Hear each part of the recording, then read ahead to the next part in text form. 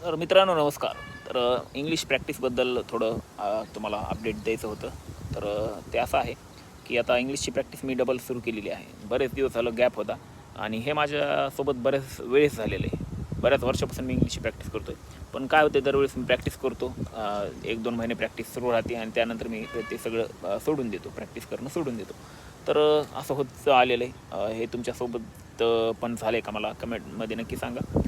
तर आणि जेव्हा आपण प्रॅक्टिस डबल सुरू करतो तर त्यावेळेस आपल्याला बरेच काही चांगले अनुभव येतात. आता जसं की मी आज इंग्लिश ऐकत होतो एक व्हिडिओ, आणि त्या मॅडमने एक वाक्य बोललं.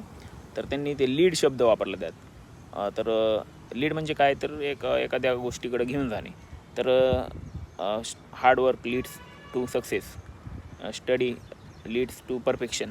म्हणजे स्टडी लीड्स टू परफेक्शन म्हणजे जर आपण अभ्यास केला तर तो अभ्यास करणं हे आपल्याला पूर्णत्वाकडे घेऊन जातं. असं हार्डवर्क लीड्स टू सक्सेस म्हणजे मेहनत यशापर्यंत घेऊन जाते. तर असं या लीड शब्दाचा अर्थ आहे.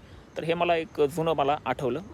तर अनुभव चांगले आहेत इंग्लिशच्या प्रॅक्टिसचे. आतापर्यंत जी काही मेहनत घेतलेली आहे इंग्लिशवर, तर त्यात खूप बरेच अनुभव आले.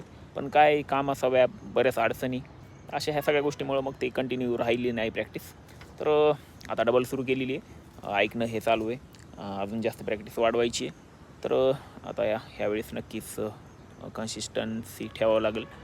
तर बरेच चांगले चांगले वाक्य शिकायला भेटतात. म्हणजे आपण एकदा पाण्यात पडल्यावर जसं माणूस पोहायला शिकतो, तर तसंच आहे इंग्लिशचं पण. एकदा आपण सुरू केलं तर त्यात आपण हळूहळू त्या गोष्टी शिकत राहतो. आपल्याला आणि जर आपल्याला आवड असेल तर आपण त्यातले बारकावे नक्कीच शोधून काढतो आणि त्याच्यावर लक्ष देतो, त्याचा सराव करतो. तर हे सगळं होत असतं. पण एक गोष्ट महत्त्वाची, की आवड असली पाहिजे. जर आवड नसेल तर मग पुढं काही होऊ शकत नाही ना. तर एखाद्या गोष्टीची आवड असेल तर ते माणूस बरोबर करतो, सांगायची गरज लागत नाही. तर हे जे माझ्या मागं बॅकग्राऊंड आहे ते तुम्हाला माहीतच आहे. बीडमधलं दीपमाळचा परिसर आहे.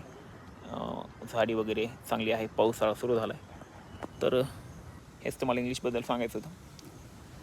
So we will meet very soon in my English video. Already I have uploaded some English video, but not many. I think a few video, like 2 or 3 video I have uploaded on this channel. But very soon I will upload again many videos.